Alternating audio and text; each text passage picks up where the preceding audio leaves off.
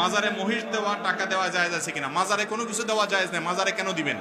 মাজারে দিলে সেটা তো মাজারে যারা ওই যে আপনার গাঁজা খা, ওই গাঁজাখোরদের আরো সহযোগিতা হবে, এটা জায়েজ নাই। মাজারে কোনো কিছু দিবেন না, দিবেন গরিব মানুষকে আল্লাহর জন্য মসজিদে। মাজারে দিলে কি লাভ হবে? যিনি মাজারে শুয়ে আছেন উনি যদি আল্লাহর ওলি হয়, উনি যদি নেক মানুষ হয়, ভালো মানুষ হয়, তো আপনার এই জিনিসগুলো কি তার কবরে ঢুকবে? বাইরে যে বাটপার আছে এদের ভাগযোগ করে খাওয়ার ব্যবস্থা হবে, ঠিক না? ঠিক। মাজারে কোনো কিছু দিবেন না, মাজারে মানত করবেন না। মানত হবে আল্লাহর জন্য, আল্লাহ ছাড়া কারণ মানত করলে শিরিক হবে। একটু আগে বলছি কোন ইবাদত কবুল হবে না যদি শিরিক করেন। কথা কি বুঝাতে পারছেন? কোন প্রকার মাজারে কোনো দান দক্ষিণা মান্নত করা যাবে না।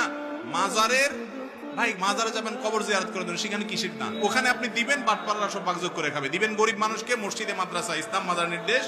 ভাই মাজারে যদি কোনো কিছু দেওয়ার নির্দেশ থাকতো তাহলে হাজী সাহেবরা পোলটা ভরে নিয়ে রাসূল করিম সাল্লাল্লাহু আলাইহি সাল্লামের কবর দিয়ে আসতো। আপনাদের এলাকায় যতজন মক্কা মদিনায় গেছেন রাসূল সাল্লাল্লাহু আলাইহি সাল্লামের কবরে কিছু দিয়ে আসতে পারছেন? তাহলে রাসূল সাল্লাল্লাহু আলাইহি সাল্লামের সাথে বড় কবর কারোর আছে দুনিয়াতে?